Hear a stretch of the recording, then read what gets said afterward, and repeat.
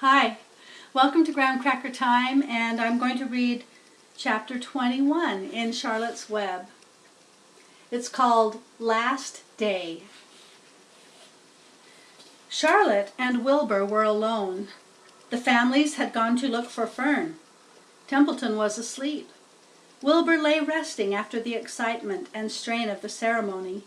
His medal still hung from his neck. By looking out of the corner of his eye, he could see it. "Charlotte," said Wilbur after a while, "why are you so quiet?" "I like to sit still," she said. "I've always been rather quiet." "Yes, but you seem specially so today. Do you feel all right?" "A little tired, perhaps, but I feel peaceful. Your success in the ring this morning was, to a small degree, my success. Your future is assured. You will live secure and safe, Wilbur. Nothing can harm you now. These autumn days will shorten and grow cold. The leaves will shake loose from the trees and fall. Christmas will come, then the snows of winter. You will live to enjoy the beauty of the frozen world, for you mean a great deal to Zuckerman, and he will not harm you ever. Winter will pass, the days will lengthen, the ice will melt in the pasture pond. The song sparrow will return and sing, the frogs will awake, the warm wind will blow again. All these sights and sounds and smells will be yours to enjoy, Wilbur. This lovely world, these precious days." Charlotte stopped. A moment later, a tear came to Wilbur's eye. "Oh, Charlotte," he said, "to think that when I first met you I thought you were cruel and bloodthirsty." When he recovered from his emotion, he spoke again. "Why did you do all this for me?" he asked. "I don't deserve it. I've never done anything for you."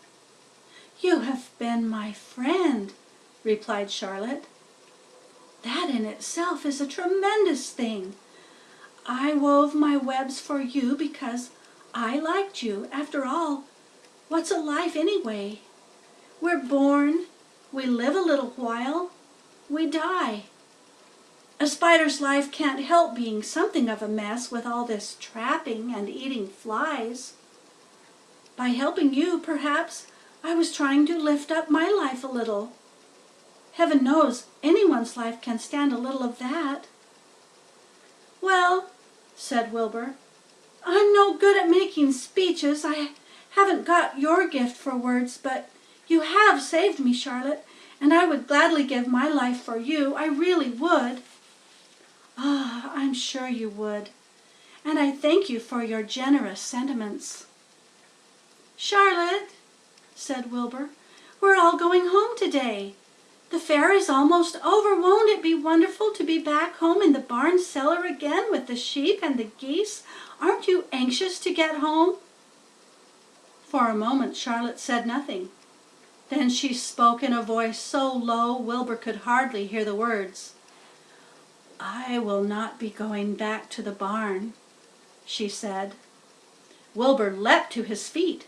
"Not going back!" he cried. "Charlotte, what are you talking about?" "I'm done for," she replied. "In a day or two I'll be dead. I haven't even strength enough to climb down into the crate. I doubt if I have enough silk in my spinnerets to lower me to the ground." Hearing this, Wilbur threw himself down in an agony of pain and sorrow. Great sobs racked his body. He heaved and grunted with desolation. "Charlotte," he moaned, "Charlotte, my true friend." "Come now, let's not make a scene," said the spider. "Be quiet, Wilbur. Stop thrashing about." "But I can't stand it," shouted Wilbur. "I won't leave you here alone to die. If you're going to stay here, I shall stay too." "Don't be ridiculous," said Charlotte. "You can't stay here. Zuckerman and Lurvy and John Arabelle and the others will be back any minute now, and they'll shove you into that crate, and away you'll go. Besides, it wouldn't make any sense for you to stay. There would be no one to feed you. The fairgrounds will soon be empty and deserted." Wilbur was in a panic. He raced round and round the pen. Suddenly he had an idea.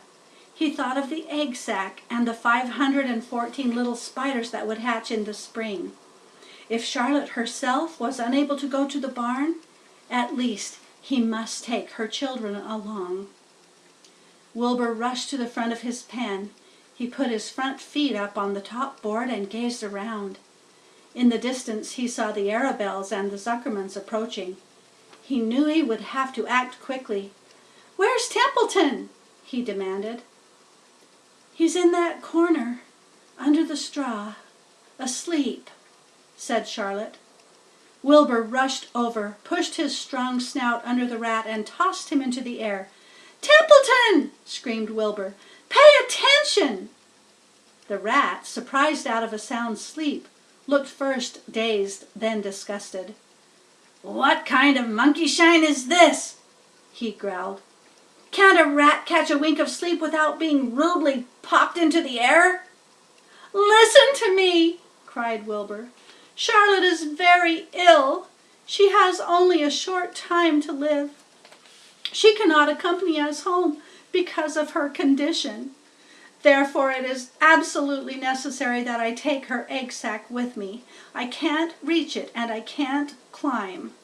You are the only one that can get it. There's not a second to be lost. The people are coming. They'll be here in no time. Please, please, please, Templeton, climb up and get the egg sack." The rat yawned. He straightened his whiskers. Then he looked up at the egg sack. "So," he said in disgust, "so it's old Templeton to the rescue again, is it? Templeton, do this! Templeton, do that! Templeton, please run down to the dump and get me a magazine clipping. Templeton, please lend me a piece of string so I can spin a web." "Oh, hurry!" said Wilbur. "Hurry up, Templeman!" But the rat was in no hurry. He began imitating Wilbur's voice. "So it's 'Hurry up, Templeton,' is it?" he said. "Ho, ho, and what thanks do I ever get for these services, I would like to know? Never a kind word for old Templeton. Only abuse and wisecracks and side remarks. Never a kind word for a rat." "Templeton," said Wilbur in desperation, "if you don't stop talking and get busy, all will be lost and I will die of a broken heart. Please climb up." Templeton lay back in the straw. Lazily, he placed his forepaws behind his head and crossed his knees in an attitude of complete relaxation. "Die of a broken heart," he mimicked. "How touching! My, I notice that it's always me you come to when in trouble. But I've never heard of anyone's heart breaking on my account. Oh, no. Who cares anything about old Templeton?" "Get up!" screamed Wilbur. "Stop acting like a spoiled child." Templeton grinned and lay still.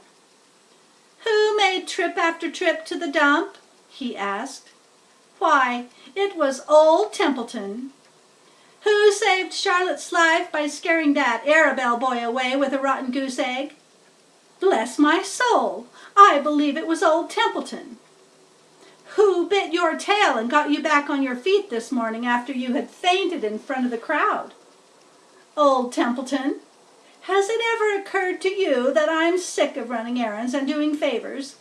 What do you think I am anyway? A rat of all work?" Wilbur was desperate. The people were coming, and the rat was failing him. Suddenly he remembered Templeton's fondness for food. "Templeton," he said, "I will make you a solemn promise. Get Charlotte's egg sack for me, and from now on I will let you eat first when Lurvy slops me. I will let you have your choice of everything in the trough, and I won't touch a thing until you're through." The rat sat up. "You mean that?" he said. "I promise. I cross my heart." "All right, it's a deal," said the rat. He walked to the wall and started to climb. His stomach was still swollen from last night's gorge. Groaning and complaining, he pulled himself slowly to the ceiling. He crept along till he reached the egg sack. And here's a picture of Templeton up by Charlotte and the egg sack.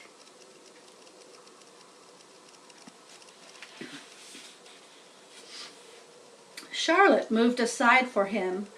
She was dying, but she still had strength enough to move a little. Then Templeton bared his long, ugly teeth and began snipping the threads that fastened the sack to the ceiling. Wilbur watched from below. "Use extreme care," he said. "I don't want a single one of those eggs harmed." "This stuff sticks in my mouth," complained the rat. "It's worse than caramel candy." But Templeton worked away at the job and managed to cut the sack adrift and carry it to the ground, where he dropped it in front of Wilbur. Wilbur heaved a great sigh of relief. "Thank you, Templeton," he said. "I will never forget this as long as I live." "Neither will I," said the rat, picking his teeth. "I feel as though I'd eaten a spool of thread. Well, home we go." Templeton crept into the crate and buried himself in the straw. He got out of sight just in time. Lurvy and John Arabelle and Mr. Zuckerman came along at that moment, followed by Mrs. Arabelle and Mrs. Zuckerman and Avery and Fern. Wilbur had already decided how he would carry the egg sack. There was only one way possible. He carefully took the little bundle in his mouth and held it there on top of his tongue. He remembered what Charlotte had told him, that the sack was waterproof and strong. It felt funny on his tongue and made him drool a bit, and of course he couldn't say anything. But as he was being shoved into the crate, he looked up at Charlotte and gave her a wink. He knew he was saying goodbye. She knew he was saying goodbye in the only way he could, and she knew her children were safe. "Goodbye," she whispered. Then she summoned all her strength and waved one of her front legs at him. She never moved again.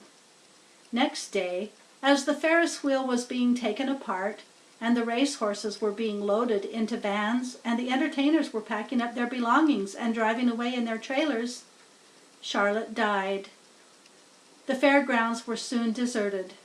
The sheds and buildings were empty and forlorn. The infield was littered with bottles and trash.